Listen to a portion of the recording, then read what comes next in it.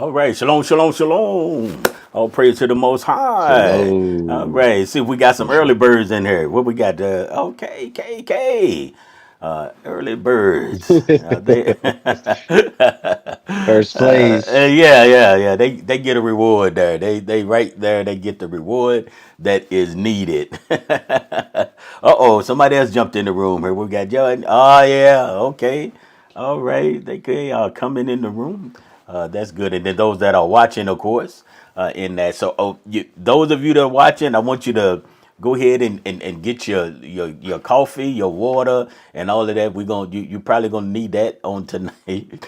On tonight. So just relax. We want to have a relaxing time, and we're gonna go through and just discuss some things. And I think it'll really be able to build us up and lift our hearts up in such a way that that the Father will be honored. That's what we want to do. We want to be able to honor Him. Excuse me, on tonight. Honor Him, and that's what we are doing. We honoring Him. Remember that, right? And so most of you know about what we have had. We've been talking about today. Of course, is the 25th, and we happen to do on Wednesdays, right? We happen to do Power Up. So on tonight, most of all, Jedediah and Yehoshua, they're going to be talking about the lessons from the Word on staying safe on this day. And then what is it all about? What is this December thing? What is this Christmas thing? What is that? What are those things all about in that? And so that's something that's in our heart and something that we want to really, really bring out. It is precious in that. So we don't want to think we're missing my brother there. He'll come back in that. Okay, Anthony. All right. I see Anthony done popped up. Get a shout out to the strong man there. All right. In that. So I think Yehoshua had froze up on us. If he didn't, he may go out and come back in that. Okay. Already. Okay. So we're going to discuss some things tonight in that. And just really, really want to know that we are just trying to give you the information, give you something to think about, right? Now, this is one of the things that you have to come to grips with and what we're about to deal with on tonight, right? You're going to have to come to grips with this. So this is a power up session, but most of all, you have to know it is what it is, right? And we have to be really, really look into what we need to do and what we need to say, right? We need to look into those things. So that is very, very important. I think we got him back now. Yeah, okay. That's very, very important that we have those things. He's working it. That we have those things that we need to understand those of us that in covenant will be covering tonight, what we should be doing, right? What is it that we should be doing that love the Father? What does He expect out of us? Or do we want to be able to create our own thing? So what's one of the things that we don't want to do is create our own thing. We never want to do that. We never want to be the one that create our own thing. We can't do it. So we have to remember that, right? We have to remember that. I think there we go. Okay, he went out again on us. All right, he'll be back. We're gonna let's see here. Let me change it back over here. All right. Okay. He popped back in. We working it. Again, just relax. Like I say, we're not going to be in a real big hurry on tonight, so we won't be rushing in that. But we will take our time and try to encourage us and build us up in that. Going back to what I said, those that's in covenant, to make sure that we understand what this is all about, serving the Father. Now, sometimes we need to know, who are we serving, and that's important. Who are we serving? Okay. And before I turn it over to the brothers, this is what I want you to get in your heart. Those that will be listening to this, and those that are presently here, hopefully that you know this, and then maybe you want to share with maybe others or family members, and then we'll say what we're going to deal with what to say in a time like this. How do you handle yourself in a time like that? So we'll touch different areas also. But I want you to know when it comes to the December the 25th, I want just like a movie, right? People have created fantasies, right? Now, how deep those fantasies is, they have created something, right, from their imagination, you know. And of course, if we really get rooted, we understand where the roots of this come from. But in 2024, we have created those things and then we play along with it. Now, it's okay. We play, if it use a Greek situation, we play baseball, basketball. Those are sports, soccer. We play those things, right? Those things was created, right? And people have fun in doing it. So we need to get in our hearts and understand that the Christmas of the 25th has been created, in that. So, but when you come into covenant with the Most High, then it may not be this particular game we do not play anymore, right? We don't play that game. And so it's okay for those that are not in covenant, does not love the Father, to play the 25th Christmas game. It's a game, right? And so we need to put it in its rightful place and realize that it is a fantasy, right? Fantasy. Now, and over, many times we would say at least one thing that everyone, I think my brother's back now, everyone is on the right date when you say the 25th, right? Now, here's one that's in Ireland, that's in Iceland, should I say. I think it's Ireland or Iceland. I think it's Iceland. That they will tell you how they have built this, right? And what the connotation is of it. So this day could be the 24th from them. And I think once we'll put this, then she will explain that. Now, before I play this, gentlemen, did y'all want to jump right into that? Or would you want me to play that first? You can play it first. Play it first? Okay. Okay. We'll go ahead and try to get this up and we'll try to play this first. And so those of you just listening to this right now, like I remember what I said in really in this introduction of what's going on. Okay. Let me see if I can get it in here. Here first. Okay. Okay, we'll go ahead and try Iceland to is quite different than everywhere else in the world. We celebrate on the 24th at 6 p.m. Listening to this, right? That's Hold on. Like I remember what I did. I think I got something else on. Hold on. I think I got the. I don't know how did that happen, but let me see. Yes. And I do apologize. My phone is overheating, so I was thinking about Okay. pulling it down here in just a moment. Okay. So All I'll be right. there. I'll just cut off my camera. Okay. So, okay, all right. I understand. I'm gonna get your iPhone, my I brother. knew it. I knew it. Okay, let me try this clip again. I think the other one was going. I think we're gonna try it again, and we are having fun, huh? See if you can hear that. Uh-oh. And the 13 days before Christmas is when our Santas start to come. So instead of having one Santa, we have 13 Santas, and each one has a little different role. Tell me about some of them. Some of them are a little creepy, honestly. We have, I'm gonna try to directly translate these. We have Door Slammer, we have Meat Hook. Meat Hook? Who comes in the middle of the night and steals your sausages. And Window Peeper, which is I think kind of the creepy one, but he comes and looks through your window. There's 13 of them. Yeah, there's 13 and they're Santas. Santas. They're all Santas, Okay. yeah. Okay. Your I'm trying to get my head around this. So each individual day belongs to one Santa. So how do they appear in your lives? So the 13 nights before Christmas, children will put their shoe up on the windowsill. in their bedroom. I was a really scared child, so I put it in the living room. And then you get a little gift every single night, and a different Santa comes every night. But they're all brothers, all 13 Santas, and their mother is Grilla, who is a witch, and she eats naughty children. This is fascinating for us. Like, I've never heard of this at all. Really? No, yeah, not I know at all. it's so weird because it's all I knew growing up. All right. She said that's all she knew growing up, right?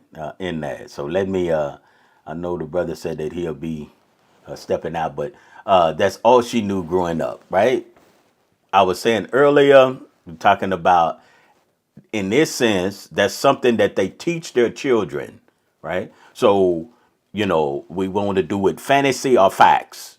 That's something that we want to deal with too as well. You can play the game, I think I played when I was coming up. I played basketball, played, all those different sports, and I did those things. But it's only a game. So what happens is those that play this game, right? They have a tendency to try to tie it with the things of the Most High, and that's something that we wanted to look at on tonight in that. So, all right. Well, Jaya, I guess you would be the one that go ahead and I guess start these things off, and I'm not sure how your host is gonna come in and out. I guess, but we'll let you go ahead and begin, and however that, and then maybe I could jump in there a little more. But I'm gonna let you go at it. Good in that. So, all right, Oh, my yes, brother. sir. Yes, sir. Hallelujah. Hallelujah. Shalom, Elder, and thank you for having me here again. Yes, Um, yes, absolutely. Now, this topic, this is a hot topic, you know, because we here on the day, and like you said, our power-ups fall in the middle of the week on what we call Wednesday, and here we are dealing with this day, the 25th. And I guess for me, I just always try to look at the scriptures and stick with what's written, because the knowledge, the wisdom, the scholarship, all that stuff is there. Right, right, And right, right. when I've first read about about Christmas itself and where it come from and the origins, for me it was a lot easier to say, okay, I don't want to have anything to do with that, you know but some others may have a difficult time. And for us who was in covenant, or those who believe, I would say that those who believe, we have to really examine the scriptures, and I Good, good. always started in Exodus 32. And that scripture for me really hit home because we're dealing with Yah's people. Through all the scriptures, we've always dealt with Yah's people. And it's just like, how does Yah's people react to the things of the world? How do they go about serving Yah? How do they go about being obedient to Yah? And Exodus 32 really hit home for me. And this is being read out at ISR. So this is Exodus 32, starting at verse 1. Okay. And it says, "And when the people saw that Moshe was so long in coming down from the mountain, the people gathered together to Aharon and said to him, 'Arise, make us mighty ones,' or some may say gods, 'make us mighty ones who go before us.' But this Moshe, the man who brought us up out of the land of Mizraim, we do not know what has become of him." And so when I read this, it just gave me the Mashiach vibes. Uh huh. The Uh huh. Mashiach ascended a long time ago. And here we are as servants, we're still waiting. So it's like, what are we going to do in the waiting process? Because we have the faith, do we have the obedience? All right. In verse 2, and Aharon said to them, "Take off the golden earrings which are in the ears of your wives, your sons, and your daughters, and bring them to me. And all the people took off the golden earrings which were in their ears and brought them to Aharon. And he took this from their hand and he formed it, engraven to, and made a molded calf. And they said, this is your mighty one, O Yisrael, that brought you out of the land of Mizraim. So we get right here, and it's just like, okay, they made a golden image. Right now, we're dealing with idolatry. And in a modern sense, we can say paganism, right? But the scriptures say idolatry. And sometimes we will stop there, or we will look over the very next verse, verse 5. And Aharon saw and built an altar before it. And Aharon called out and said, tomorrow is a festival to Yah. So they made this festival to Yahweh. And what we have to understand is that this feast they did it unto the Most High, which means they took a little bit of the paganism or idolatry they had learned as slaves in Egypt and combined it with the worship of the living Elohim. And they declared it a feast day, or modern terms, a holiday to Yah. So we have to understand is that the Most High didn't like it. And then we go down to verse 10. He told Moshe, he said, now leave me alone so that my anger can blaze against them and I can put an end to them. So this is something that we know that the Most High didn't want to have anything to do with, and neither would he have wanted his people to do it as well. So we, those who believe, like we really need to be particular with the days that we are celebrating and that we are dedicating to Yah. And we got to make sure that these days are not snares of idolatry and paganism, mixed with the worship of the true and Elohim, because that's not how it works with the Father. The Father always required that his servants were obedient to him. And if we're having a problem with this, one of the easiest ways we can always go about with dealing with days like this or any pagan days to ensure that we don't have any type of mixed drink is about doing a simple Google search. Okay. We do a simple Google search, and I'll even give you one. This is one that you can type in your phone or any device that you have with a Google engineer. You can type it in for yourself and you can do the research yourself, because I don't want to give you any ideas. I don't want to put anything in your head. I will want you to go and get this information for yourself. It's called Christian Traditions and Paganism. Now, some people may not trust the internet. Okay, that's fine. Well, we still have books. We have encyclopedias and things like that that you can look it up for yourself. And you will be surprised of what you find out. Because like I said, the scholarship and all that stuff is there. Now, there are a lot of people who maybe, they don't understand this or what this stuff is. As far as Christmas goes, the origins of it is what I meant to say. They may not understand it. But for those who believe and know the origins of December 25th, when you know the origins of it, and you know that we should not be dealing with this, and you decide to do it anyway, I think the best thing that you can do is put yourself in Exodus 32. Now, some may say, well, Exodus 32 has nothing to do with Christmas. It's not talking about Christmas, but it still has the same residue. It still has the same flavor of Christmas. Because what the Christmas that we celebrate here, or those who celebrate it here in America, they contributed to what's written in the scriptures. So you're dealing with the Father, but you're dealing also with idolatry and paganism. So that's where we get our mixed drink from. So that's when we read Exodus 32, we see that the Israelites is doing some of the same things we're doing today. Also, I like to put myself in Genesis 4, Cain and Abel. Which one am I? Am I Cain or am I Abel? And I think a lot of times if we find ourselves hard to put ourselves in these situations, because to some of us, these are just stories. You know, these are more than stories. These things that we read in the scripture are something that was written for us for reproof and for correction.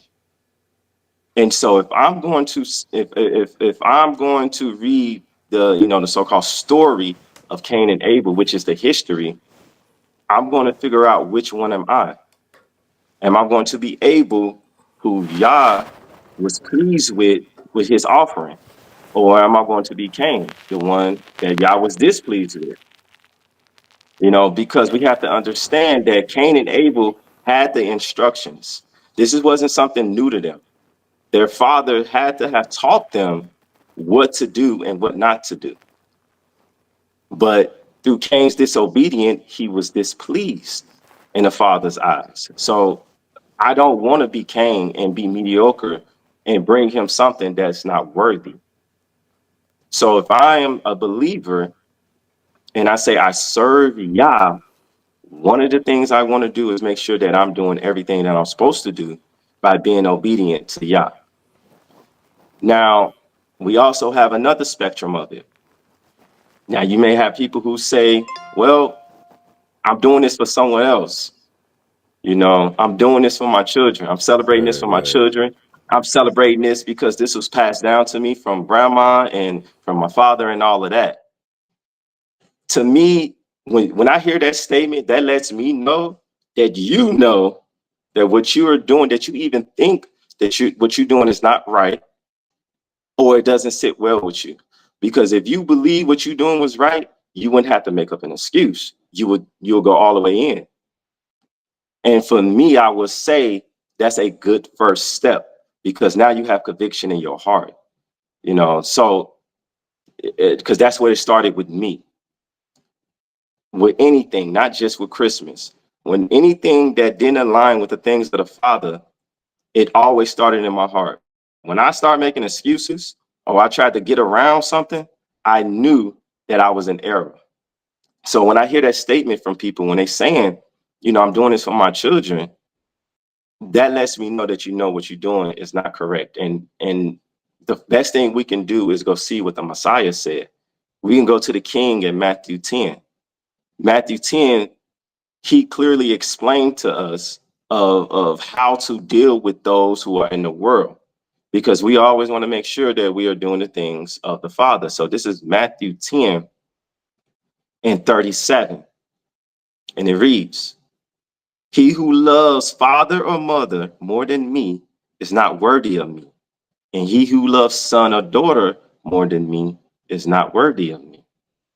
So if you know that celebrating Christmas is out of order, but you're still doing it for your children, then the Mashiach right here just said that you're not worthy. You know, and this thing is not an easy thing to do, because we always want to please the people who we love, you know, which, you know, that is a requirement of us being servants of Yah. But we got to make sure that we don't compromise our obedience and our relationship with the Father to please others. The Father never wanted it to be like that. And so, but when we go up and read more in 34, he says, do not think that I've come to bring peace on earth. I did not come to bring peace, but a sword. For I have come to bring division, a man against his father, a daughter against her mother, and a daughter-in-law against her mother-in-law. And a man's enemies are those of his own household. And for those who are in covenant, you probably know how this feels. How many times did you have to turn down Christmas gifts, invites to certain Christmas parties?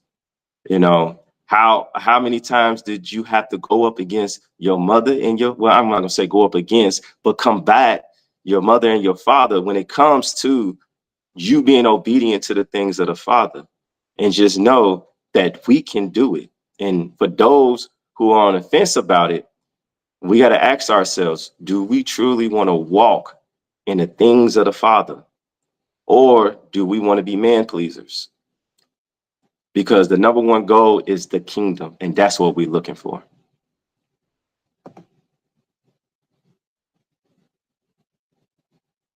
Man, my brother, you really laid it down.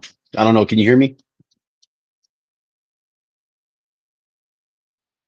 Yes, Oh, sir. Yes, sir. Praise Yah. praise Yah. Man, I like how you opened up with Deuteronomy because that was definitely that golden calf is just always a thorn in our side. And we just keep reinventing it and it takes many forms because ultimately, like you said, they dedicated to Yah, but that's not what he required. And like you, I think it all starts with the word. And thank you for being patient with me. All praise to the king. Had some issues over here, overheating and everything.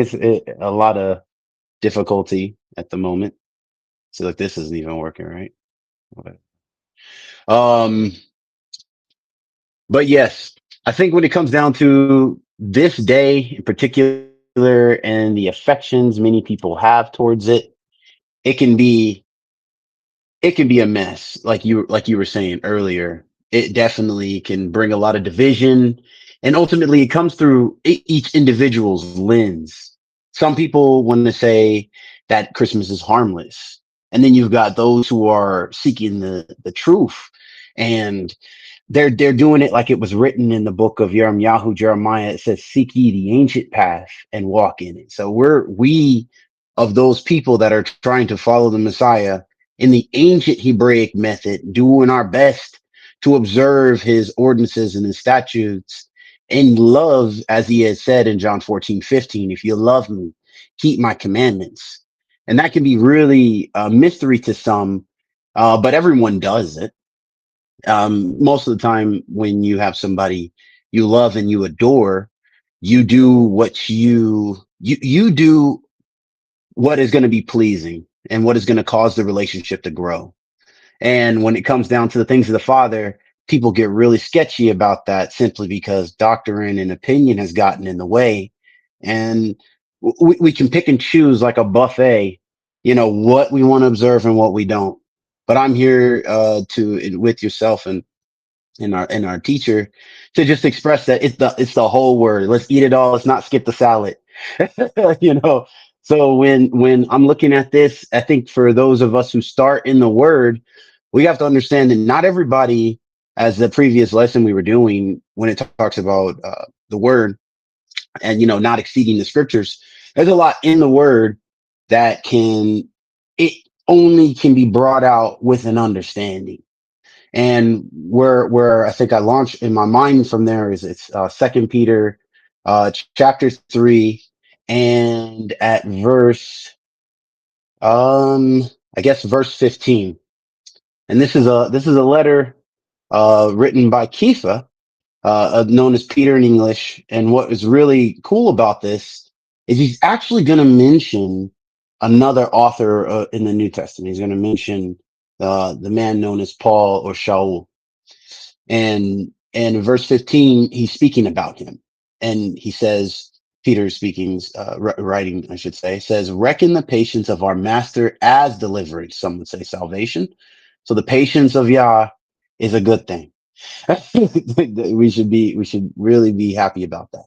And he says, is also our beloved brother Shaul wrote to you according to the wisdom that was given to him. And also in all his letters, he's speaking in them matters to which are hard to understand, in which those are untaught, unstable, twist the word to their own destruction, as they also do the other scriptures. And the reason why I was starting with this is because the warning he gives is paramount towards what we were saying. Because this is it. This is it. It's a warning. You know, stay safe. Be aware. There's danger. You see those signs like that even when you're driving. Ice on the bridge. Slow down. So here, this is just a warning.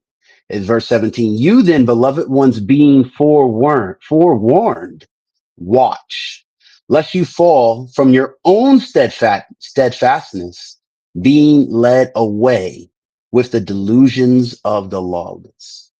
So I think with that to me it's a good warning for me to do some of those things you had just mentioned.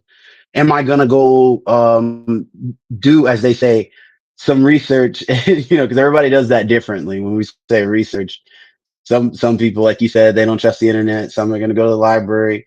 Some are going to go ask the wisest person they know. So you've got different versions of that. But I believe well, for me as a follower of the Most High Yah through Messiah Yeshua, I'm going to start with the word because the word is the beginning, right? So I now know that the word can be twisted. I now know that people that are unstable and untaught, they'll lead others into their own destruction using this word. And it comes a lot of times with Christmas because people like to associate that with the birth of the Messiah. That's where a lot of people get their hope in this. That's where they're putting their trust in this. They they have really sold out this idea that the middle, pretty much the end of the winter month known as December was the day commemorates the day of the birth of Messiah. It's like, are we really sure about that? The case is that the actual date of the Messiah isn't of his birth isn't even mentioned in the word. It's not his time. The season is definitely mentioned, but no one knows. It's an unknown thing. And all throughout, like my brother was saying, in the scholarly realm, many people would say that if your leaders are saying that they know, you should ask, for that one-on-one understanding of show me in the word. That should be something we as people who follow the Most High, that should be what gives us a courage. If I can find it in the word, not with any huge extrapolation, like someone's drawing this thing out, they're straining the gnat as it was written. Let's find out some black and white. This is the day. But unfortunately, that day is not written. But we do know that, of course he was born. So my next thought was, why is it that we would celebrate someone else's birthday without them even being there? That is just a very interesting thing to me, just to see, where does that idea come from? It doesn't come from our word. We're not going to find that in our word. And the only person's birthday being celebrated in the word was a ruler of an oppressing nation. Now, we could find that out in Genesis, right? The Pharaoh's birthday thing, right?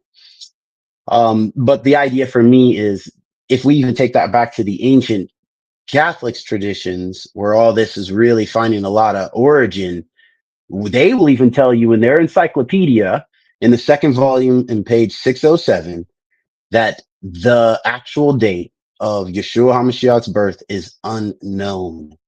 And I really think that if they're willing to say that, then why are people still so willing to go along with this facade of this celebration that we said, as my teacher was saying earlier, it's make believe.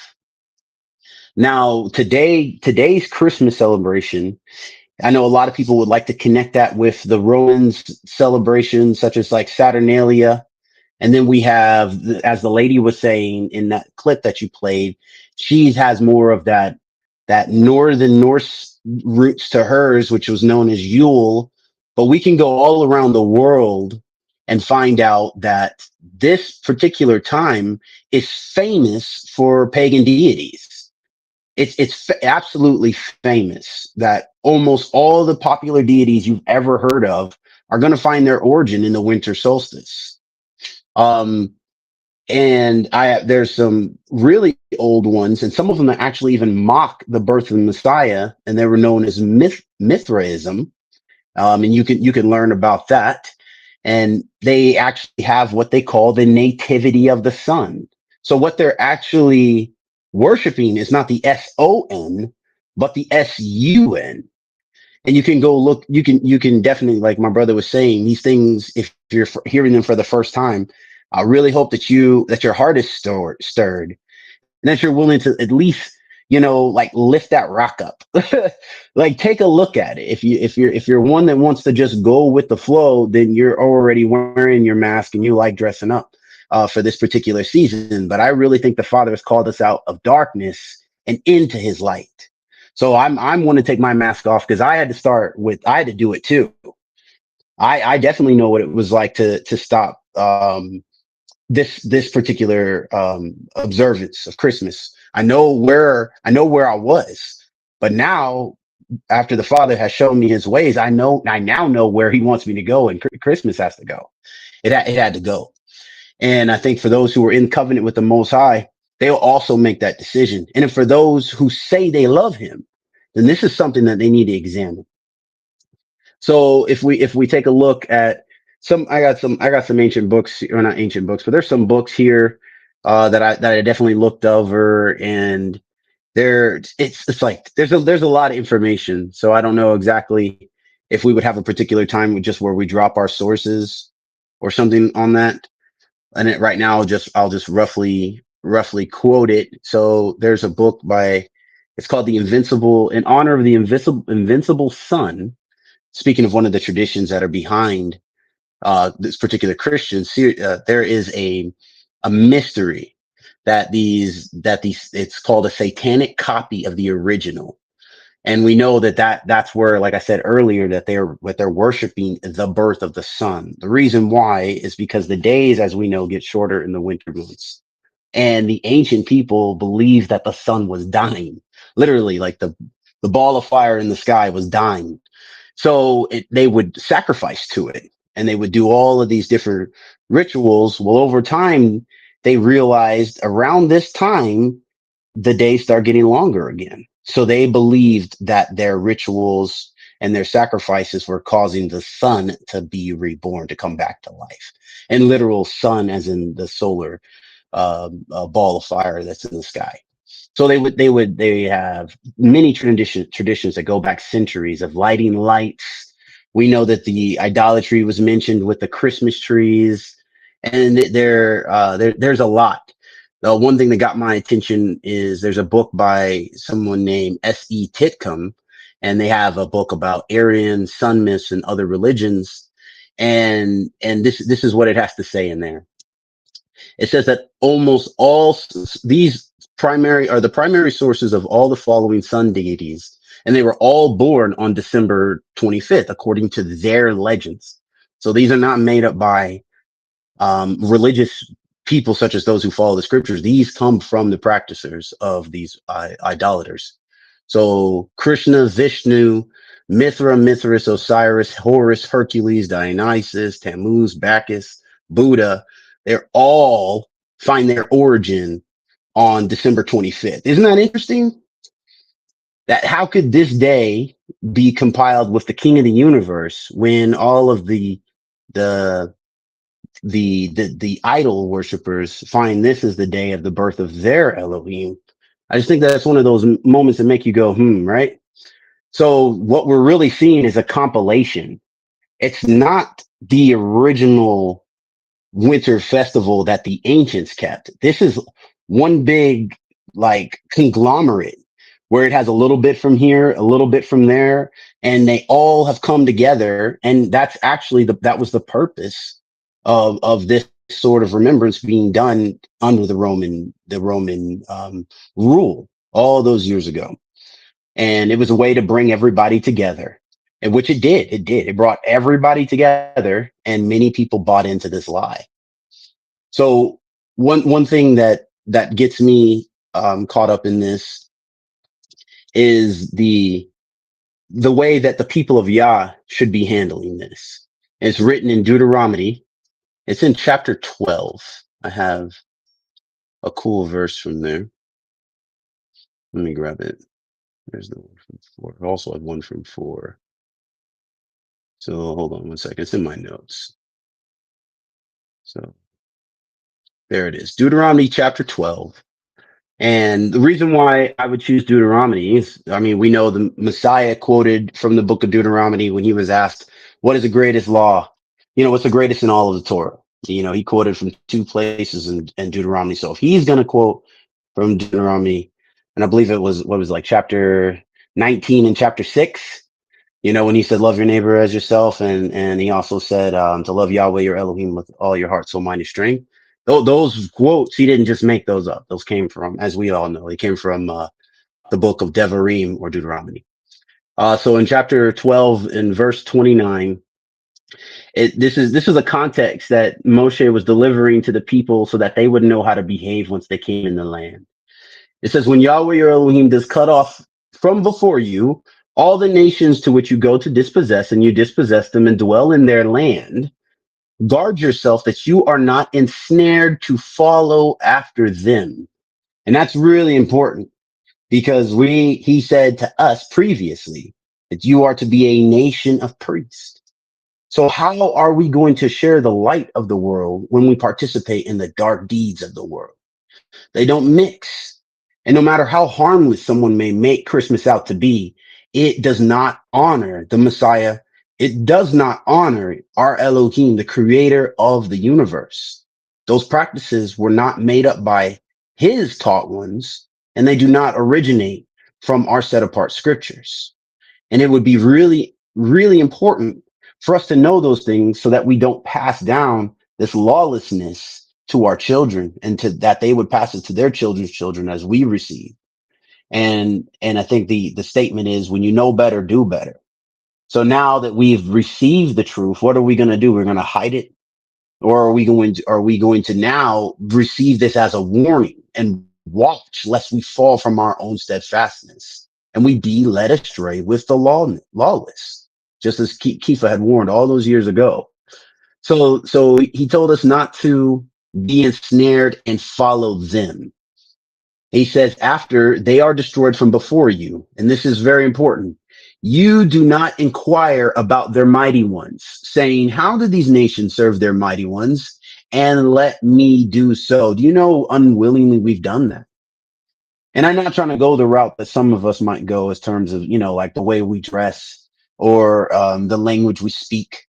Some of these things, such as the superstitions, do you know the mistletoe represents genitalia and it's a fertility ritual? Did you know, that these things that the people are doing, to which they find cheer and great glee and joy, and they will sing songs around. Those are practices to which the people, our ancestors, would have had some role in interacting with their possession. They didn't follow these practices. And then when our ancestors did follow these practices, the destruction fell upon the whole house. It's famously recorded in the book of Ezekiel that even on the Temple Mount, they were worshiping Tammuz, who is another one of those sun deities I mentioned. So he says, and let me do so. I really think we should really take a second to learn, what have I done? I grew up in a very superstitious way. So I know what it was like to see superstition as a spiritual thing.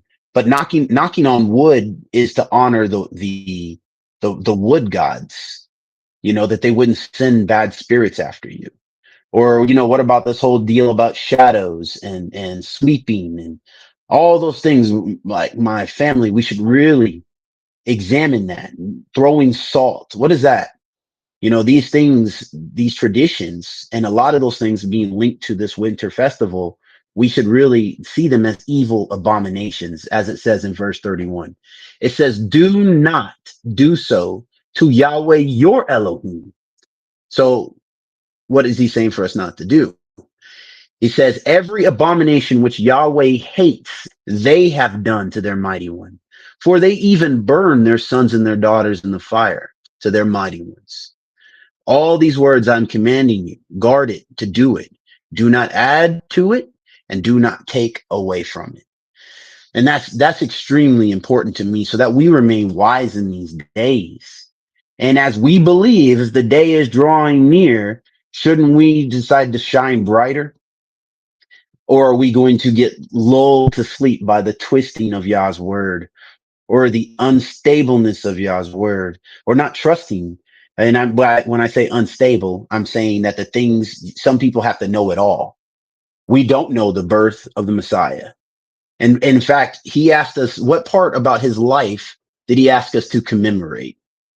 So I have something about that in here. So we can go to where it was recorded in 1 Corinthians chapter 11, verse 25. This is, again, Shaul writing.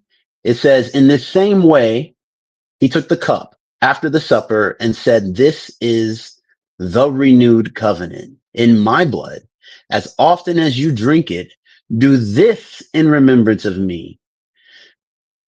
For as often as you eat this bread and drink this cup, you proclaim the death of the master until he comes. That is huge. And he's not talking about communion, but he's telling us to remember his life. In fact, he was saying it to be, for it to be memorialized in what we call the Feast of Passover.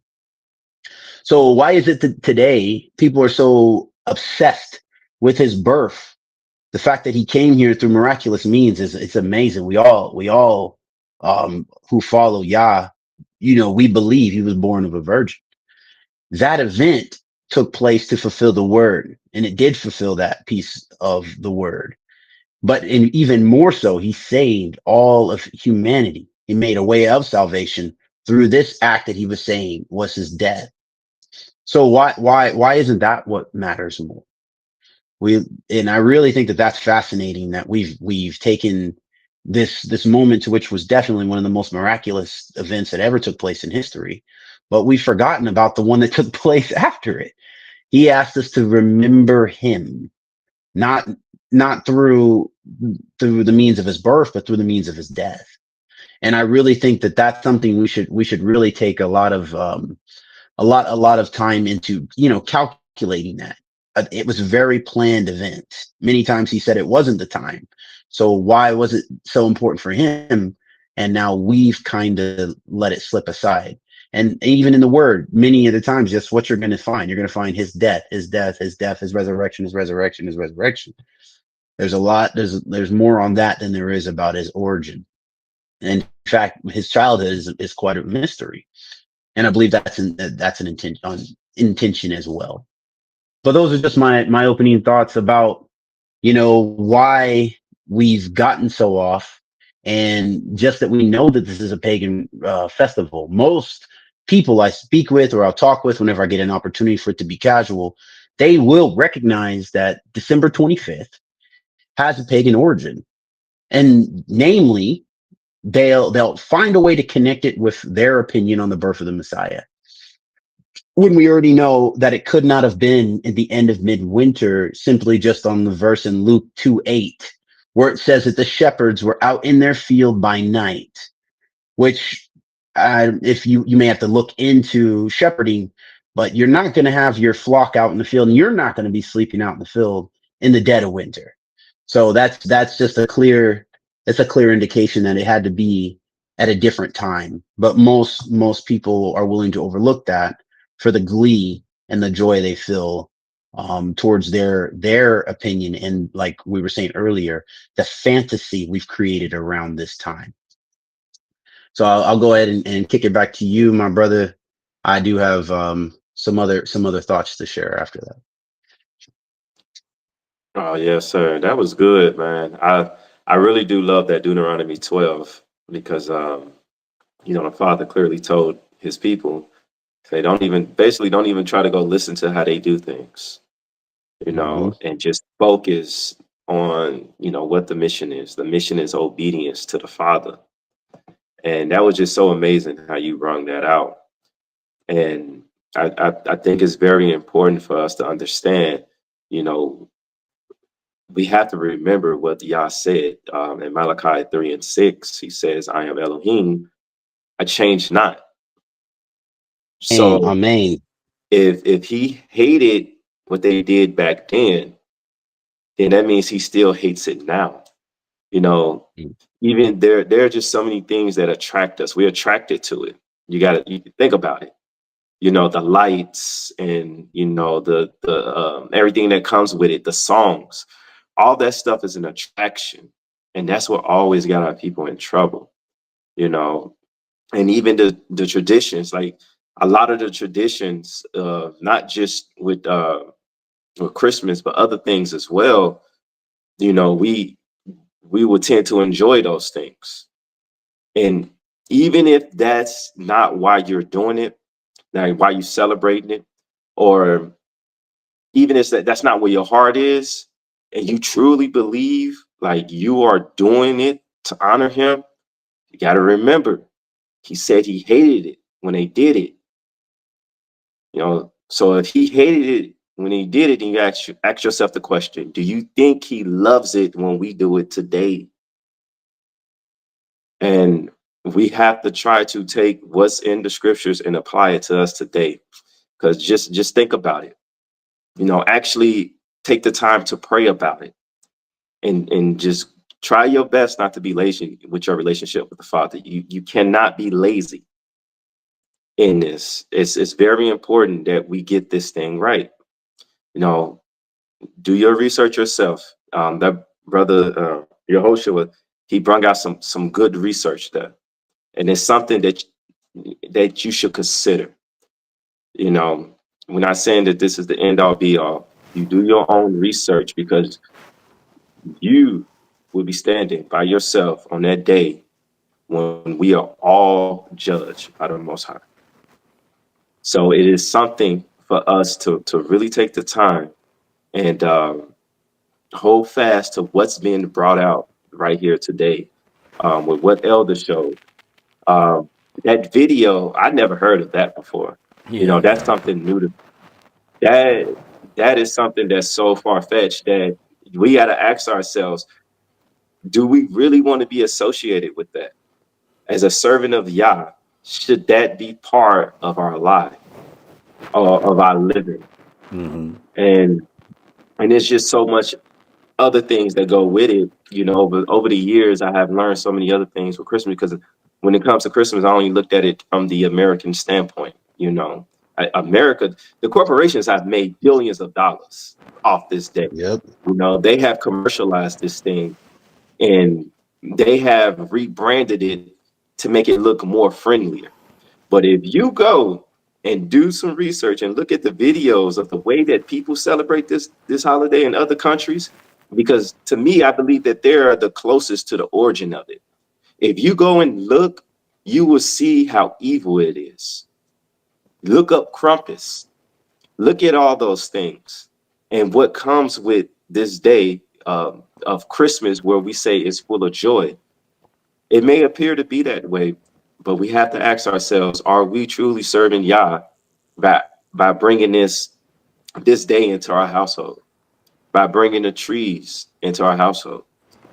You know, and I know a lot of Hebrews, we like to bring out Jeremiah 10. Now, for me, I really don't say that that's the Christmas tree, but like I said earlier, I believe that this is the residue. This is you can definitely compare it, but it still has the same flavor of Christmas. And if you read that, it will make you think of a Christmas tree. But for me, when I read this sounds like the umbrella of idolatry. This sounds like the things that the nations was doing around Israel that has been brought up to today. And Jeremiah 10, and I'm gonna start at verse 1. Hear the word which Yahweh speaks to you, O house of Israel. Thus said Yahweh: do not learn the way of the Gentiles, and do not be awed by the signs of the heavens, for the Gentiles are awed by them. For the prescribed custom of these people are worthless. For one cuts a tree from the forest, work for the hands of a craftsman with a cutting tool. They adorn it with silver and gold. They fasten it with nails and hammers, so that it does not topple. They are like a rounded post, and they do not speak. They have to be carried, because they do not walk. Do not be afraid of them, for they do no evil, nor is it in them to do any good. Now, is this a Christmas tree? Some people can make that argument that this is a Christmas tree, but like I said, this to me has the same residue, the same flavor as Christmas itself. You can take anything about of the forest and cut it and make any type of image, and serve it as your Elohim.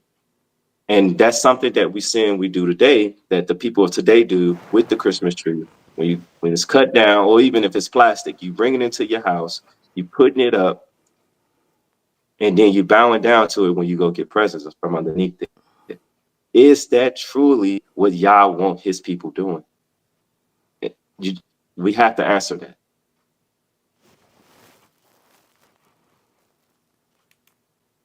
I mean, see, you had quoted something in part here. I already know I'm going to get all the jokes. But yes, there is something that you had quoted in part that really there is a parallel to that in the book of Deuteronomy. I believe it's in chapter 4. Um, hold on, I've got to pull it up on my phone here. Just one moment. Deuteronomy chapter 4, verse 19. Yes.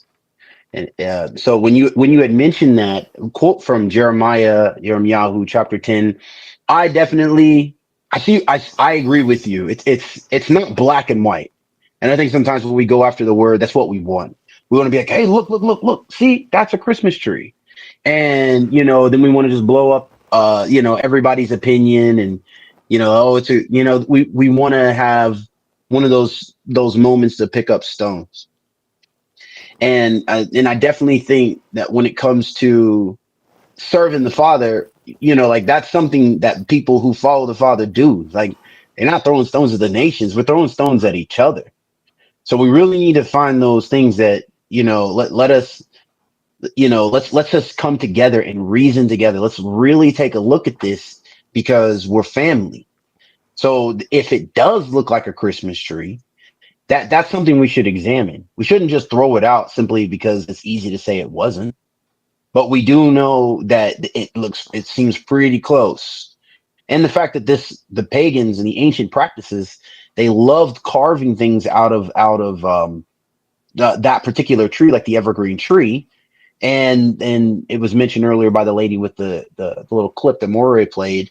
The Yule idea is that they were bringing in the living things into their home. They were afraid of winter. So there is a whole theme behind their idolatrous practice, and they try to dress it up with these good intentions, but it's still wicked. It's still wicked when it's all said and done. There is no room for those who say they love the Father to find themselves doing these idolatrous practices or things that resemble them. So, but what do you do when you get rid of the tree? Is that enough? That's something we can talk about later. Just getting rid of the tree is that's definitely not enough. It's deeper than that. But just to complement what you were saying, Devarim Deuteronomy 4:19, again another warning. This is the way these things come off to me. When I found out about this, I dropped it like a hot potato. And not everybody has that particular conviction. Some people ease their way out of it, like getting to the deep end of the pool. Some people like they just go straight into the high dive and jump off. That's me. I'm one of those high dive guys. So verse 19 says, and its previous verse is connected. It says, unless you lift up your eyes to the heavens and shall see the sun, the moon, and the stars, all the hosts of the heavens, and you shall be drawn away into bowing down to them and serving them, which Yahweh your Elohim has allotted to all the people under the heavens. And really, that last piece about allotted to is that the nations, they weren't given this covenant to abstain from idolatry, but we were. So what is it that can cause us to be drawn away? And I think that was the part you were really emphasizing there, my brother, if I was hearing you correctly. Because I know some people, they'll say, hey, you bowing down to this thing. But then a lot of people are going to say in their harmlessness and tension that they just see it as a tree and they're not worshiping it. They're not calling this tree their Elohim. But the resemblance of this thing is that we got to admit that in some way we've been drawn away. How can I say that I haven't been drawn away? I have a tree that's about to die in a couple weeks, just sitting in a pot of water in my house that I put gifts under it for whatever reason I felt like was necessary. And it's like imagine explaining this to the Father. Imagine explaining this. Like, how would he see it? So have we ever thought about maybe the fact that this doesn't honor him? Or have we ever thought about the fact of like, hey, there are other things in the word you can do. And this definitely isn't there. So how am I going to explain that I just thought this was a good idea, and I thought it, I thought it was harmless, and whatever intention somebody might have to say, and then all the other things I could have been doing I didn't do. So that's the thing behind it. When we think about the fact that it's so easy for us to do some of these practices, they are hard. It's laborious. Like, have we talked about the debt that people go into? It's like, I have some statistics here. Let me see if I can grab them in my crippled state, because I mean, even though I don't have an iPhone, it's still all right. So it says that when it comes down to spending, it says the average Americans are spending $902 each year, and which is about 71% of the average salary on gifts. Then let's talk about 81% of these gifts, um, that people go and they exchange, and the fact that most of these things are unwanted. They're unwanted purchases. So we're hundreds of dollars being spent on things that are ultimately going to leave people feeling like they're not enough. I didn't get the right thing. It always ends up bringing some negative event. Let's talk about the fact that people go into debt over these things. Or how about that, the people who are that consider themselves, really wanting to, do something for their family in this time. This is one of the highest increases in burglaries and thefts, and the crime rate goes up, and it is increased in the holidays, especially on Christmas. And we know that that's something, along with other peak seasons and for burglaries, this time is where people have, expensive gadgets very easily accessible. It's not behind the security glass, and that this causes a lot of injury, because what else comes with this season? Let's talk about being drunk and under the influence. The huge influx in DUIs and DWIs, and this season that involves something good with the Most High, should it also be reported with these things? Would it also be known that, oh yes, this great time to which the Romans gave their people, was it was known as this great celebration, also was known for a time of crime and a time of lewd acts. So it's just, it could really get into the weeds, but being drawn away is really what really grabbed me when you were speaking earlier, and I really think that there's a lot that can cause us to be drawn away, and it's recorded for us in Galatians chapter 4, and in verse 8, it says, "But indeed, not knowing Elohim, you served those by whose nature is they are not Elohim." So I can admit that once in my life that was a case. At one point in time, I did go after the things that were not of the Most High, even if I confused them with the Most High. And then verse 9, it says, "But now, after you have known Elohim, rather are known by Elohim," those are two different things, "how do you again turn to the weak and poor elementary matters to which you are enslaved?" And that's just something that really grabs me when it comes to these things. Like, I know the truth. I say I'm serving the King of the universe. So shouldn't my practices look like his? Shouldn't I observe his Sabbath day? Shouldn't I observe his appointed times? To which Christmas is not one of them. No matter how I may feel about this, and no matter how much joy I think I'm getting out of this, people fall off their roofs and injure themselves hanging up lights. Let's talk about house fires because of the trees or bad electrical situations. There's many things that can go on. Domestic abuse, because again, like, if I'm not feeling enough, a lot of people turn to worser things to try and make things happier for them during this time of the year. So us who now know of Elohim, and are rather are known by him, why would we again go back to what we say we were delivered from? Or is our deliverance in word only? And that's just something that really gets me. And like I was saying earlier, that that's there's more to it than just stopping the celebration of the 25th. So if we just stop with the trees and we stop singing the songs and we stop with the all the traditions, but yet in my heart I'm still full of adultery, I'm still full overcome with lust, I'm still a thief, I'm still a liar. How I'm a promise breaker. So what happens then? Again, like I was saying, is my deliverance just in a word? What about my life? Or is my belief just what I say it is? And that really reaches me because Christmas, yes, we know that the day and its observance is wrong and it's wicked. So what about all the people who don't celebrate Christmas, but yet they still are doing these other things that the Most High hates? So I just think when it comes down to this time, what I've really learned about it is that, and I was talking with my brother about this last night even, is to come at it with kindness and honesty, because this isn't a time about casting stones, or because it's really easy to cast shade on people who do what I don't do.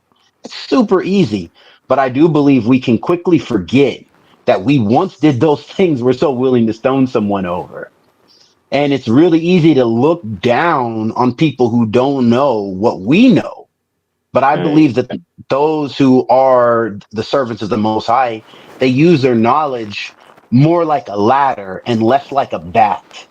Let us come at this and say, come up here. There's one of my favorite verses is in Psalm 113, and it says that Yah takes he takes people from the dunghill and he brings them up to sit with the nobles of his people. That process should be what this represents. This is not to leave someone in a place of destitution, but to hit them up with those words, come up here. Don't stay at my feet. Come and sit next to me so you can see clearly. And I think the Messiah was said it in it's his words recorded in the last book. He was saying, in your nakedness, get clothes from me, get get eye salve from me, get gold from me. He's saying, yeah, you can go other places and get that, but if you get it from me, it's going to truly be what is good. And that's what I believe is in our heart, because I can't cast any stones. I'm gonna get rocks thrown right back at me. But the reality is, I'd rather show up with balm and with ointment, so that we can say, hey, these things do not represent what you think they do. And if I'm in covenant with the Most High, let's focus on that, and you'll see all this confusion will fall away. It'll fall away, and then you will like he said, you will find life and you will find peace, and it will be in such an abundance you won't know what to do from that point forward. You know, so I think we need to start conforming to the coming kingdom and not to the ways that are passing away in this world. So, do we know the ways of the Father as well as these traditions? Can we dress the Father's covenants as well as we dress these trees and these pagan traditions? Because mm, it should be a shameful thing that I know more about a ancient Roman practice of bringing a tree in my house or wherever its origin comes from, versus the living words of the Most High and His servants. So, so that's what's really in my heart when it comes to these things. And whenever you'd like to, my brother, after whatever you have to say, I'd like to talk about how what do we do with our family members that do practice this stuff? How should us who do know the truth, how do we go about it? You know. yeah, I think that is important right there. That's very important because, like we was talking about earlier in Matthew 10, we have to understand that the Messiah said he didn't come to bring peace. So, well, like, what does that look like? Yep. What is the opposite of shalom? You know, Mm, and to me, it's confusion. And what we want to do is make sure that we're not operating in the confusion. But like you said earlier, that we're supposed to be the light. So how do we be that light? That light is not always about what we say, is more about what we do. You know how many people who've come up out of the nations because they'd invited a friend to keep Yah's feast days, and it was like, oh man, this is how it should be done, you know, Hallelujah. and and I don't want no one to think, because you did bring that up earlier, and I was going to go to Second Chronicles 30, and I don't want no one to think that Yah's feast days is the opposite of keeping Christmas. Yah's Hmm. feast days is being obedient to the Father. So that's what it is.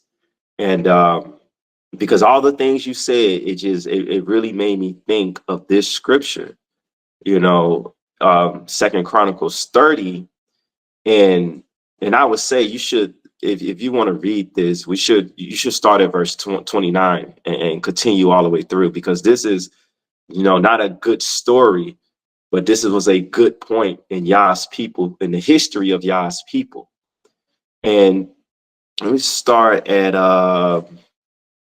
we just started at verse 21. Like I said, this is a good read of what took place when Yah's people, they had to clean themselves up before they came to present themselves before the Father. Like, this was a very important event in our people's history. In verse, we just start at verse 20, and it says, "And the children of Israel who were in Jerusalem performed the festival of unleavened bread 7 days with great joy."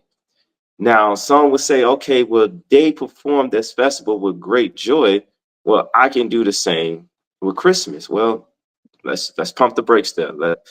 Let's continue to read. And it says, "And the Levites and the priests praise Yahweh day by day with instruments of praise before Yahweh. And Hezekiah spoke to the heart of all the Levites, those having good understanding concerning Yahweh. So they ate what was appointed 7 days, slaughtered peace offerings, and made confessions to Yahweh, Elohim of their fathers. And all the assembly took counsel to perform another 7 days, and they performed another 7 days with joy." So we have to understand that during the Feast of Unleavened Bread, it was mandated for 7 days, but they had such a good time that they performed it another 7 days. Now we dealing with a lot of crime around this time. Do you think they would want to do this another 7 days? If we dealing with domestic issues, if we dealing with larceny, burglaries, do you think anyone would want to be doing this another 7 days? They'll probably want to cut it short. But instead, that they were serving the Father in complete joy, that they wanted to do it another 7 days. And that's what it really feels like when you serving the Father in righteousness and truth. Because I know that's the way it's been for me ever since I've been in covenant. Like, I love being amongst Yah's people, being obedient to Yah, and having a good time with Yah's people. I don't want Yah's feast days to go away. I love it. I enjoy it. And I always look forward to it. And like I said, Yah's feast days is not an alternative. It is the Torah. It is the instructions of Yah for us to do, and it tells us how to be obedient. And these feast days are a shadow of things to come, like Shaul said in Colossians, I believe, chapter 2. And so it's very important, part of our walk with the Father, Yah's feast days, not man's.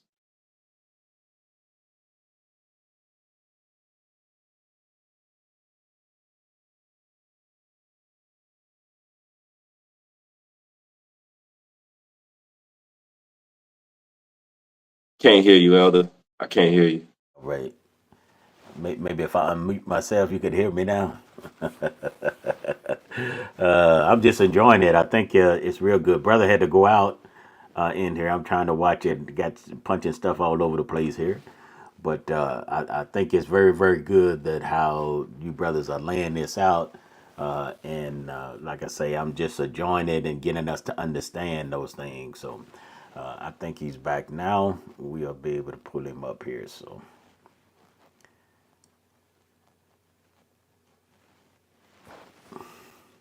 Thank you for your patience.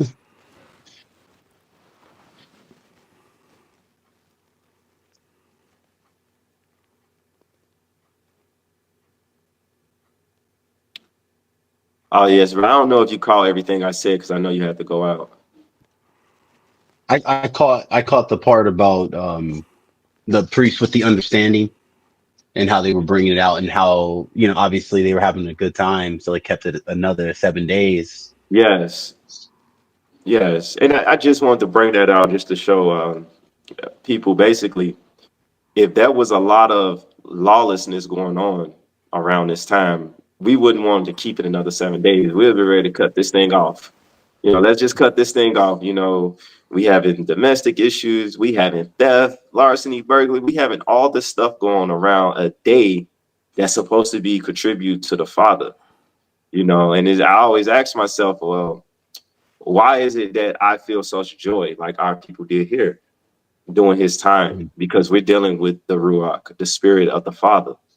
When you're dealing with Christmas, you're dealing with that Christmas spirit, Oh because yeah. if the Christmas Yeah. spirit, I just want to say this because if the Christmas spirit was truly the Christmas spirit, then was truly Yah's spirit, so to say, then why do we deal with so many terrible things going on around that time? You would think Mhm. that everything would be good. There wouldn't be no domestic issues. There wouldn't be no murder. There wouldn't be no crime. But we know that in this day, we're not dealing with the Father's spirit. Yes, I definitely agree with you. And I mean, like we forget that's one of the most powerful words that Yah ever gave us, remember, Zakar, remember. We have a whole day, for those who know the Torah, there's a whole festival, and this particular day is called a remembrance. And it's kind of just like we've been called to protect and to guard something. And if we don't watch over it, it's just going to slip in between our fingers. And we end up we pass these things on to our children and we give them a distorted version of what the truth actually is. And, historically, the people of Yah have been known to serve Yah and other mighty ones. And we pointed that out. There's other verses we can point out on that. But let it be in our days. Can it be that the sons of light and the daughters of light, truly stood up and had been separate from these things in as the world likes to remember things because they what they've done is they've made like this synergy behind all these different things that they consider good, and a lot of people just join in. Some of it may be ignorant, but we need to be those who know the truth and practice it. And like I'd mentioned earlier, like how I've learned a lot of what I'm trying to share is through a practice. And it's hard. Because when it comes down to serving Yah, you can be empowered through knowledge. But then again, that zeal can really it can be a double-edged sword. Because you may know the word, but you may not know how to accurately handle it. And you may want to share the truth, but do you share it in love? So how do I handle my family members that celebrate Christmas and we everything else, focusing really on Christmas right now, is I was asked by a brother who's coming into the knowledge of the truth, what do I do? Because I have children in my life who I love, who are used to me giving them gifts on this day. And I want to give them something. My counsel to him was you should stay away from the gift exchanges, especially on December 25th. That should be something that the people of Yah don't have anything to do with. And I told him, is like, you can give a gift to these children you love that you got 360 something days to choose from. So why is this one day so important? So I told him, pick another day. Don't, you want to give him a gift, give him, give it to him on some other day. So my question to you, brother, is how do you think, when it comes to handling those with what would you do? What would you do in that situation? As for me, well, I would have to sit my family down and explain to them that this.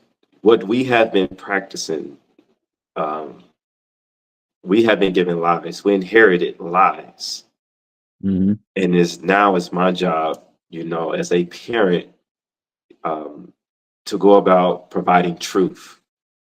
You Hmm. know, the scriptures say the truth will set you free from what? From the Babylonian way of thinking is what it's going to set you free from. So that'd be the first thing. I have to explain it to the best of my ability. I have to explain that we're no longer exchanging gifts on this day. We're no longer being part of any type of festival. And I Hmm. have to come about it in a loving way, like you said, because especially when it comes to children, they really don't understand, you know, how to go about it. Man, I mean, adults don't understand it. So it's like, how do we expect for children, to just fully understand it? And Hmm. we will have to definitely put it into practice, and I'm going to be personal. I'm going to get personal with this one. When I was younger, I celebrated Christmas all the way up until I was about a teenager. And my sister, she was a Jehovah Witness. And I used to go to the Kingdom Hall with her. And if you know Jehovah Witnesses, they don't celebrate Christmas. And so as a teenager, early teenager, I had stopped celebrating it. I kind of stayed away from it, and for the most part. But my B day, operates right before Christmas. So it was kind of like a cheat code for me.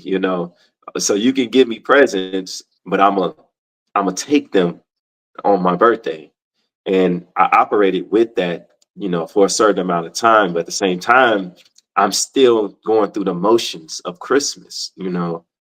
And as I Hmm. got older, it was just like I didn't want to deal with it anymore. I didn't want to celebrate anymore. But then I met my wife, she still celebrated Christmas. So as for me, it was just like I let it go on for years up until a certain point. And it was because I wanted to please her. I didn't want to have any trouble going on in my home. So I did whatever it took to please her. But then I came into covenant and that all changed. The way that I felt about Christmas before, it like amplified. When I learned, how we should go about serving the Father, that amplified my dislike for Christmas. And Hmm. I knew that in my household that I had to get rid of the holiday. I had to get rid of it. So initially, I sat back, I said, okay, you guys celebrate Christmas. Okay. But I cannot allow that to go on in my household. You know, the Christmas tree was put up. I took it down. I got rid of it. Now, I really believed I could have did that in a better way. I could have had the conversation like, look, we have to take this down. I'm letting you know I'm taking it down. Actually, I think I did have the conversation, to be honest with you. I did have the conversation, but I still ended up taking it down. And I had to do that because my family had to see how seriously I'm taking this. This is not some religion. This is not um, Yes. some a different church that I'm going to or anything like that. No, this is me truly serving the Father. And it took for me not only to be the example, I had to bring my family around others who were the example. you know, and the community that I was once a part of, they kind of helped, my wife and my children understand like we don't do this. We serve Yah, Hmm. and people of Yah stay away from these type of traditions, and then so for that brother or anyone who's struggling with this, we have to come out of a place of love and we have to be that example, and we gotta have a good community because I'm telling you, a community will help you with that. You know, um, and I know that the hard part is, getting them to come to keep the Shabbat with us. And that kind of reminded me of Acts. When the disciples told them, "Hey, stay away from food strangled with idols and all that stuff. Stay away Hmm. from that. Chapter Don't 15. Yes, don't worry about the circumcision. Just stay away from this for now, you know. But when you Hmm. come to the Shabbat, you gonna get the Torah of Moshe, and you're gonna learn Yes. why we don't do certain things. And so that's the approach that I try to, take with my family. Rather it just me, dropping the hammer and saying, you're gonna do what I say, and that's what it is. It's like, no, I have to come out of a place of love. And I gotta bring them around Yah's people. And so they can see what it's like as a community to combat this day, the Christmas spirit, and to get us out of being in Babylon, so to say. And the Father has blessed me and my family. Even this week, my wife had a battle and she conquered it, you know. So I Hmm. just praise y'all for that. Yep. The you were telling me the clerk was trying to force her to get a gift for her daughter, for your daughter, right? Yes, yes. Like she Yeah. she told she told my wife, like, oh, Santa Claus over there. Go take Santa Claus. Go take your daughter to go see Santa Claus. And my wife, like, no, we don't do that. No, she said no. Hmm. She said no. I don't. I'm not gonna do it. And then so the Hmm. lady got upset with her, like literally got Hmm. upset and was upset that she wasn't taking my daughter over here to see Santa Claus. And so, she got snobby with my wife and she was like, well, at least take her over there to get a free gift, a free teddy bear or something. And my wife, like, no, I'm not doing that. And the lady, she was Yeah. so upset, and that's the thing about being a servant of Yah. We're gonna look weird. We're the weird ones to them. Hmm. Everyone is going one way, but we're going against the grain. And that's what it looked like, Yep. and the best thing about it was that my wife is respectful, because it'd be so easy, to call people out their names. Oh, you guys are heathens, you celebrating this heathen holiday and all this. No, that's not how we do things, And maybe, just maybe, the way that my wife treated her and the way that my wife stood up for her beliefs, that it would click with that lady one day. Maybe that woman would see it one day and understand it, and she'll be able to Yes. to reminisce on, like, I remember that time that this happened. Yes. And that's how it's happened for me too. Like you never know, this one, like you said, weird encounter may end up becoming the example of the bravery and the courage it took to do what is right in the eyes of the Father. It's it's gonna look weird to those who don't know him. And I think that's why, often it would say, those who were doing it for men, they have the reward, because they weren't trying to get it from him anyway. So I did leave out a piece though that the brother I was talking to, it's not his children, it's the like his nephews and nieces and stuff. He doesn't have children, but I still love what you said. There's something else you said in that about not compromising, and it really hit me because that's how do we handle people in this season? And the answer is we don't compromise. People, you had even said it to me yesterday. It's like I'm gonna tell my family if they're trying to invite me over for dinner, like I'm not gonna go because I'm gonna take the joy out of your event because I'm not gonna enjoy it. There's not gonna be anything good for me there. I'm not gonna sing the songs. I'm not gonna want to eat. There's gonna be so many different things that are going on that, and even your traditions that the family member might be doing. Because I grew up keeping Christmas as well, so I definitely know there's a lot of things like I would not want in the my sons and my daughters, before their eyes. Like I just can't do it. There's just for my love for the Father. It would be a complete hypocrisy for me to give into those things. So there was something else you had mentioned, and I learned this a while ago, and this is just a sidebar. When you'd mentioned that the lady wanted your daughter to go sit on the lap of Santa. Santa is it's so weird. Santa is an anagram for the name in English Satan. And if you don't Uh, know what anagrams are, they're just like words that you can spell out of the letters of one word. Like my name is an anagram. My name is an anagram for Disney. So I always thought that was hilarious. But the funny thing is like how does that just slip right past all these people that say they love the Father? and you got a red dressed man who's literally, as you know, you swap, if you just swap the T and the A and the N, it spells Satan. That one slipped right past me. When I learned that, it blew my mind. Yes. Um, but that one, it was kind of like one of those aha moments, like, I see, but I really do believe in that sense, it's no compromising, as your wife definitely did. That was a hardcore test. Not, you know, y'all test the faithful. So that right there, that was awesome. But I really do believe for how do we handle our family members, we should set clear boundaries. We should establish, they should know what I'm going to do, what I'm not going to do. And the whole point is for them, for us to be able to explain that it's not a lack of love, because that's ultimately what they're going to try and do. They're going to try to manipulate you through the lens of the way the world sees love. And that's just something, as the people of Yah, we can't let ourselves be manipulated that way. And we also should not seek to manipulate people that way. We know the truth. So, the greatest witness is you doing it. We could preach it all day long, but if I compromise even in one area, all of the good to which I had done is going to be kind of tainted until I outlive it. It's not as if that one thing is going to destroy your whole walk, because your repentance and belief work together for you to obtain obedience. So that's the thing there. So it's a process. But I really like what you were saying.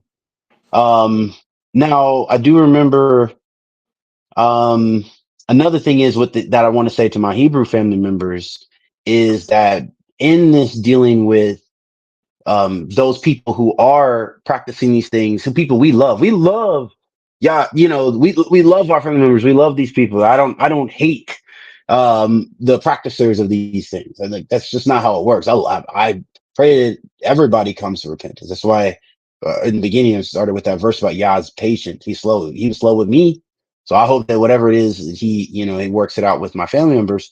But Yah, Messiah gave us some really good examples about how to handle the lawless.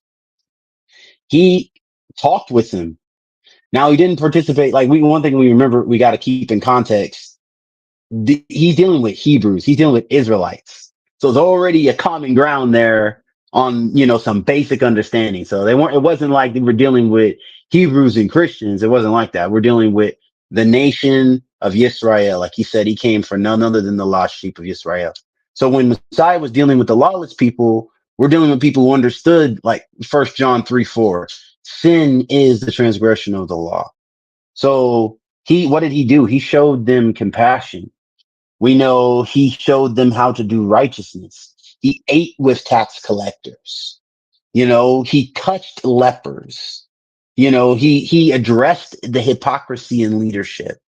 He highlighted the unfaithfulness of his people. Those are the things that he really, and then he gave credit where credit was due. He even complimented the men of the nations. You remember he marveled at that soldier. Um, for his belief. So I just want to say, like, if we're the people of Yah, shouldn't we have that same response? Shouldn't we also be able to handle our family members or those who are falling short of the glory and the goal? Shouldn't we be able to reach them in that same way? Because my reputation at one point in time was to do the exact opposite, but yet I said I love the Messiah. Yeah, I didn't embrace people. I pushed them away. I didn't eat with people. I didn't, I put up this big old wall thinking that that's what was going to make me more righteous and set apart. But now I've learned how to handle, these things with maturity. And I believe that's the goal when it comes to our family. Oh man, this thing crashed on me again. Can you see me or hear me? Yeah, I got you. You good. Oh, praise Yah. Well, that was pretty much the closing piece to that. Just I learned, when it comes to our family members that are still lost, when it comes to the ways of the Father, we need to be a beacon of love and light of the commandments of Yah. At the same time, being inviting and showing that our way of life is the way that the Father wants us to live. But if I kick and beat everybody, it's gonna really it's not gonna show them that I'm that I'm serving Yah the way that's in an honorable and acceptable way. Um, there was one other thing that I wanted to take a look at.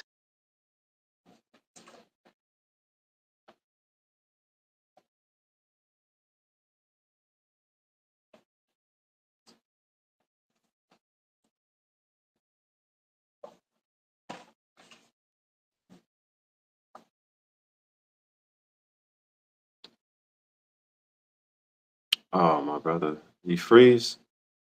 Oh, he didn't froze up.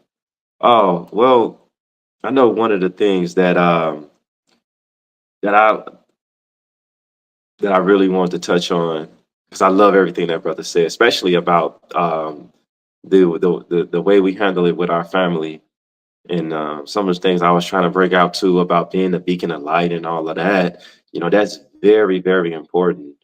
And just the way that we operate, not casting stones, because that's easy. Man, that is so easy to cast stones, you know, and trying to be super righteous, Oh you yeah. know. Like I think we call it super brews is what we call it today. Yeah, you know, Yeah. and because I know that was me. Yeah, I was definitely a super brew. You know, you come around me talking anything that goes against the Father, I was just ready to cut you up and cut you down rather than embracing you and actually trying to have a good genuine conversation about it.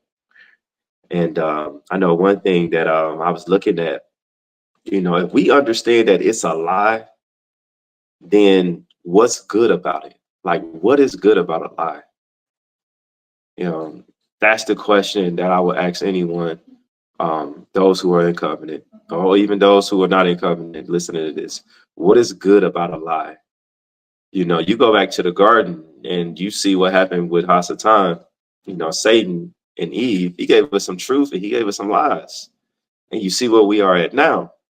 So my question again, what is good about lies? There's nothing good that come out of a lie. I'm talking about truly living a lie.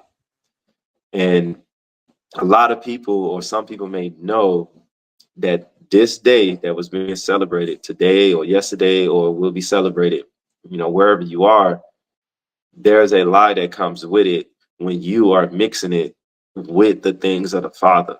You know, that's that's very dangerous. And we can read in scriptures where Israel, where they fall was. They fall came from idolatry, a lot of idolatry, and dealing with things that just wasn't uh, that didn't add up, that wasn't uh, geared towards serving the Father.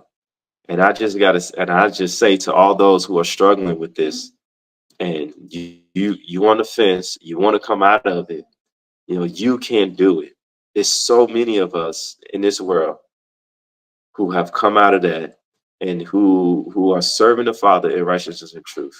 If you coming out of it and you trying your best to come out of it, just know that you have a family that can support you, and that's Yah's people.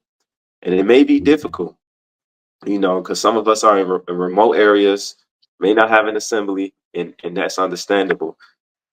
But just know that when you're dealing with this, you're going to feel like you're at the bottom, but you're never at the bottom when you're dealing with the Father. And so Man. it is a blessing. It is a blessing, not a curse, to put down the traditions of men. Hallelujah. I agree with you. I know for my personal history with this particular time, there's been plenty of times where just you can walk away feeling like you're not enough and all of those, low feelings. So just to know that Messiah even addressed this. He told us, for our burdens, for us to come to him with them. And again, I think when it comes to starting this, sometimes people want to see the sign that says this is 9 feet deep. This is 10 feet deep before you go and you swan dive, right? But we need to learn sometimes that I just need to trust Yah and walk in, just go into this, and that my understanding will come as I obey. We all know Mm. that plenty of times that when it comes to your new job, You may be an expert in what you do, but you may not practice it the way this new employer is going to have you do it. Maybe they want you to do it in a way that benefits their practices. And that's what I'm trying to say when it comes to the Father, is that the knowledge part of it's really going to be linked to your skill as you go. We got to come as this as novice or babes. So yes, like, was all these things that I practiced, were they wrong? Yes, Yah gave me an opportunity to turn from my distortion, not make substitutions, not get so overwhelmed in the fact that I was disappointing, but for me to just now turn from it. That's the real repentance in that. And in doing so over time, I gained so much in following the Father, and the things that I left behind. I don't miss that. I don't yearn for it. And it really gives me the freedom, like he says, when he sets you free, then you're free indeed. And I truly know that freedom is only obtained through trust. If you don't know it, then you should still be seeking to gain it. And I wanted to say also in that invitation you made, my brother, is that if we had to get honest, like a real look in the mirror moment, am I doing Christmas for me, or am I doing it for Yah? Because there's a lot of people that are going to say that they're trying to do this for Yah, but then again, that would contradict, because none of these things Yah loves. He hates those things. So I Hey, just want to say that is this Christmas observance of the flesh, of the Ruach of Yahweh? And I would say that that's the word spirit in Hebrew. The spirit of Yah is not going to lead us into all understanding of Christmas. It's just not going to happen. And I do mean that. It's just that it's Yah's desire is for us to come and to know and to understand him. So don't you think that that would send us in the opposite direction of these pagan practices? And how many times have I balked up against the spirit just because I wanted to hold on to something I should let go of? And I think that if it comes down to it, each individual will know where that lies in their life. Where, how do we know enough, or what is it going to take for you to trust Yah? Like, what is it going to take? For me, it really came through the fact of, I trust that Yah's word is true. I believe the Messiah is my redeemer, that he lived, died, and was resurrection. And then I had to realize that what he required of me is not what I was doing. It just wasn't. I justified the way I was living, even though it was not in agreement with his word. And again, like, each person is going to have to know where that is for them. But the basic understanding, we know of the 10 Commandments, you're not going to find anything that's connected to Christmas even there.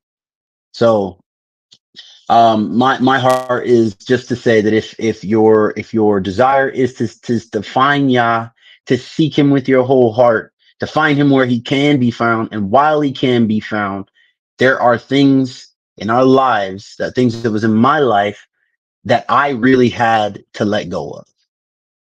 And I believe anybody who's willing to serve Yah and to follow his Messiah will really lay those things down, and walk into freedom and be free, and not be burdened with the cares of the world. Of course, you're going to experience a whole new chapter once you enter into his love and his compassion. But the idea is his covering exists there. There is no covering in willful ignorance. There's no more sacrifice there. And the idea is, when it comes to a community, Yah has a community for his people. Do you seek it out? And I'm not just talking about, the Sunday deity, that the way that people see it today. I mean, the people that serve Yah in spirit and truth. Like, that is a real place. And you can find that place and find unity with Yah's people. And I know that really helped me. And I know that anybody who's going after the things of the Most High, find the place where he has put his name for you, and start there. And that's pretty much all I had to say. dang, that was good, man. Praise Yah for this opportunity to be here with you. Uh, I you know, mean, we've been going in, man. The Ruach has truly been moving. So praise Yah for this, and for the elder. Barnava, for setting this up for us to really take the time and go Hallelujah. through this. This is truly a blessing. Amen. And I Amen. just hope that it's a blessing to all those who watch. True, true.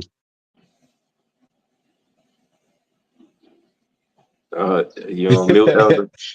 You're on mute, boy. Okay. His That smile's not was on mute, though. yeah, yeah, yeah. That was good. I was saying I didn't even fall asleep either. That's good stuff. Very good. Appreciate you, gentlemen, going through this, giving us something to think about. You know, we always need something to think about in that. And I think if I wanted to leave us with something that was at the beginning, it's sort of like if you want to play this holiday, and many people do. A lot of places are closed. They won't close for nothing else when we should be closed on the Shabbat or something, right? But a many, and that's okay because those that's in the world, this is the joy that they get. It's a joyful time for them, right? In that. So, but those of us that love the Father, you have to ask yourself some questions sometimes. And one of them is, I think you guys had mentioned the lie. What is the lie about this? Because what we do is we pass it to generation, you know.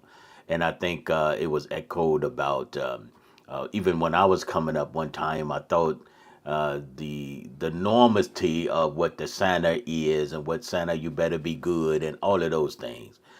It's okay for them to do that, but those of us that love the Most High, we cannot merge ourselves in there. We can't merge Hanukkah into that. You know, we can't assimilate.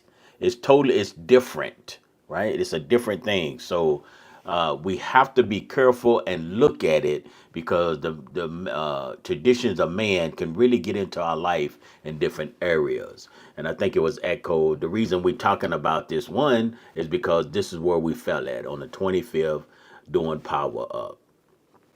But Hmm. I want if somebody made it this far, maybe sometimes they, this is what you need to just do. Tell me, and then gentlemen can help me by responding in that. But you have to know, and because most people know, but they decided to go ahead and do it. Hey, that's fine.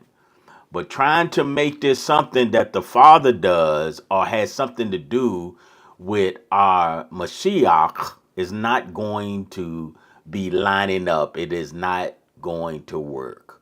So somewhere down the line, we're gonna have to realize that hey, something's not right about that. And there's so much out there today that you can get the information maybe that you need, whether you believe the information or not. In that. So, but what is the truth about it? Was he born on the 25th, gentlemen? No, sir. All right. Is there reindeers in the scriptures? No, sir. Okay. Is there No. Santa Claus in the scriptures? No, sir. Oh, okay. Now it is well. The trees would be there. I would say, but what we know it as today, the Christmas tree that he tell us to get us a Christmas tree in order to worship him. Right? Those things are not there. So you have to look at it, and really see what it's about. Those things should be able to shake us because those are the things that we celebrating. We celebrate. He's in a manger. We celebrate different things. Now, if somebody wanted to do that, celebrate on, have a good time. But when it comes to the things of the Father, we cannot mix that. We cannot mix that. So we have to understand. We have to understand what the battle was, even at Hanukkah. Why do we have it? Do we have it Hmm. the alternate of Christmas? It ain't the alternate, right? And so traditions that look like that to satisfy different things, and people do different things, right? So we have to make sure that we understand that it has nothing. Those of us that love the Father, it has nothing to do with Him. Did He ever tell us to celebrate the Messiah's birth? No. No, Okay, He sir. never. He never told us that. So where are you getting it from, right? Where are we getting it from? In that, where did you get it from if he's telling us not to do it? And then why is it so so high esteemed? How did it get high esteemed and not yet his feast days are not esteemed that he told us? Now that's one thing, we can look in our scriptures and we can see the feast, but we can't find absolutely nothing, absolutely zero. None of the disciples, did they ever do Christmas? No, They sir. never, no, they never did it. They never did it. Did the Mashiach do it? No, sir. No, he didn't do it. Did he tell us, when I leave, make sure that y'all celebrate my birth? Yes, sir. Not He even. didn't do it. Yes, So sir. where are we getting it at? It's no great revelation. So where are we getting it at? In order to The put it in and nations. say this is of the Father. It's all I'm saying. That's not good. Would you want somebody to lie on you, brothers? Would you do Oh that? no. Okay, No. you wouldn't want that, right? You wouldn't want somebody to say that you like something when you don't like it, when you don't eat it, right? So if I say, you gentlemen, y'all like pork chops, what would y'all say?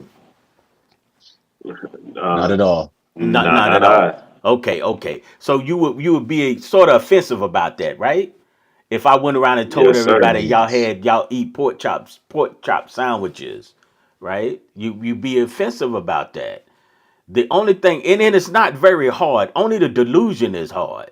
It's really simple in that, And so sometimes we just big adults. Sometimes those of us that grew up with the Christmas, and we just big kids, as we want to say. In our adulthood, we play with them. We tell our children the same thing, on what they, and then all of the world is in it. They is in on it as well. So do your Christmas if you're gonna do it, but it has nothing to do from Genesis to Revelation. Nothing. Zero. Nothing. Absolutely nothing.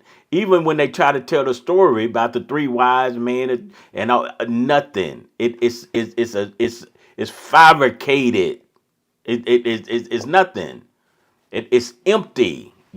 Absolutely nothing. In that, nothing. It's not even a hint in our scriptures. It's not one hint in the scripture. Absolutely nothing, right? So then those of us at Hebrews, we all know, it's not so much as those that have fallen asleep is what we meditate on and what we think about. When I say meditate on, I'm saying those that we may honor in that. We don't honor the birth of that, right? In that sense, we mark days and times, even in what we call a birthday, right? And some may see that a little different, but you have to know how, you have to have some kind of time. You have to know how old you are, right? You have to know that. But it is only in that. So most time, I guess on a birthday, we should celebrate our parents because they the one that gave birth, huh? To us. So if you're Hey, gonna celebrate, you bet maybe you ought to celebrate Miriam. She the one that gave birth to him. Why celebrate his day? And then how old is he now? Right? How old is he? Right? Because we counted, we do that to count something. 15, 16, 17. So how old is he? Did he ever gave any prophet Young. to tell us to do the count? Did any of them? I mean, as important as it is to us today, where is it at? Where did that come from? How did we get that? Right? How did we get that? How did we get a go in a place and then there's trees and reeds and all of those? How did that happen? Right? How did that happen? In that. So be true to yourself. That's all I'm saying. Be true to yourself, and then that way you could do something about it, right? In that. So just because you have thousands, literally thousands all over the world, doing certain things and they have a different twist on it, what is your twist of you that believe the things of the Father? Right? What are you doing? What should we be doing today?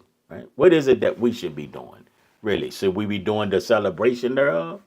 What should we be doing in that? So sometimes traditions are really, really hard to get rid of in that, and it's too much money behind it. And we are not speaking a day like all of a sudden we wake up tomorrow and there'll never be another 25th again. But the next year they're going to do the same thing, in the same thing, Yes, in the sir. same thing. So, but somewhere along the line we have to lie. And it's just, we have to not lie. We have to make sure that we do the right thing, right? They have the lie. We can't lie. We can't. If we're gonna lie, we are lie to ourselves if we continue it on. So that's just part of the process. Not only when you come into covenant, there are so many other things, and I think it was echoed, and it's even in my heart. Is There's so many things in our life that we want to peel off as we come in and as we our hearts be circumcised. We need a circumcised heart, because right now we some of us dealing with a stony heart, and it needs to be different. Right, it needs to be different. So hopefully that this power up has really gave you something to think about. And then those of you that already maybe knew this, that it will help you in trying to answer others in that. Always be respectful to others in that and what they are doing, and that is something that they do, right? And they should be respectful for what you do, even though you might encounter those that are not, right? So in that. I think somebody had asked me one time, they said the other day, are you ready for Christmas or something like that? And I told them I'm as ready as I'm going to get. That this is it, right? So, you don't have to lash out at nobody. Just be kind to them. Let them know that that's something that we don't celebrate like that, right? And then again, there's other places, I say all over the world, but there's other places don't even celebrate it, right? Don't even celebrate it. Hmm. So how did that get tied in? And there's a whole history behind that. The whole history. So the information that we got, like somebody said, that they maybe Google and everybody else can tell you that, but the information is out there. They're not hiding anything. It's just what you choose to do. Choose to do, and so we have to Hmm. make the right choices. Did y'all have anything else, my brothers, for y'all wanted to go in that? I told you this one here was gonna be a long one. I don't know who's hanging in there Yes. with us in that. We'll say who hanging in with us. Check. Let me get a check on who's in there with us. Give us a thumbs up. See if they hung the now. Give us a thumbs up now. If you did, man, it's almost been 2 hours. If you did the whole two, you go get a special reward there in that. But it's good. And any most times we don't have that. If you have a comment or something like that you want to put in there, then you can do that. I know it's just a little delay, so we'll wait maybe for a few minutes for a response in that, and knowing that we love, because all of us have loved ones that may not have this understanding of what we are saying today, but we want them to know that we still love them in that. All right. Oh, look like Jordan's a winner. I tell you what, this. I got something real special for her. Her husband Jedediah is gonna give her a big old kiss just for being just hanging in there with us. Kay's in there. I know Kay was gonna be there, wasn't she? Yeah, Kay is gonna be there. All right. Appreciate you so very much in that. I hope hope it was. I know it was really good as I go through that and not really put nothing down. Oh, there's another one could get a reward. There, yeah, that one there. Your host will give her a big old kiss right there. Yeah, all of those rewards in there. Look at that. All right. I don't know if I was trying to get maybe I thought Mama G would get pop in there. I get me a reward too. See, my brother, I think he fell out again. He didn't got hot. It was a thing because I had to switch myself from my phone. I don't know, it didn't want to connect right, so I went to the little mini iPad I had in that. So hopefully that's coming out pretty good. That's I'm still Christina. here. Yeah, we get Anthony to give you your reward in that. You say you still there, brother? Yeah, you just didn't show up in that. So man, I'm giving out rewards today. Look at that. That's awesome. Let's say you made it back, brother. Let's see if we can put you back in here. I'm, I'm Okay. trying. All right. It won't give me the right camera. Yeah. Uh, we need high tech stuff, huh? Get some high tech There stuff on that. On that. Who is was that? something else Okay, I there's didn't know Anthony. that it was. Anthony said, "There you I'm go. sorry. There he is, right there." Said what now? When What'd you when you say? had said that there was something else, I didn't know. Well, I came across it. I know it now. That Christmas was illegal in the Americas in the early colonies. Yeah. I didn't know that, Yes. and it was illegal for all the reasons we're saying. So I think it wasn't something that was hidden. They definitely knew its origin. No, right, absolutely. Maybe there'll be a time because people say that that was going against them, taking the Christ out of Christmas and all that. Well, he never was in it. So how you gonna take something out that never was in it, right? So anyway, Mm. they say Oh, them things. The same thing is they'll just use that as like they being persecuted. That's the reason they didn't do it, in that. And people can celebrate what you want to celebrate, but if you want to do it scripturally, that's a whole different situation, right? If you want to come scripture wise, then you thinking you doing something else. hmm. And yeah, so was that it, my brother? I think the police just would. I heard a siren. I thought they was coming to get me, and they done called them on there. So thank you again, boy. Y'all did y'all broke the system of power up. It went 2 hours. I guess we're gonna have to average 3 or 4 hours, maybe. Huh? All right. Okay. Well, I think that's about all. Probably was hanging in there with us. And then we still got about 9 or 10, I think, watching as well. But and maybe more. Much Yeah. so. Yeah. Absolutely. All right, y'all enjoy yourself and be safe. And thank the Father for all that you shared with us on tonight. So until next time, my brothers. Shalom, shalom. Shalom. Shalom.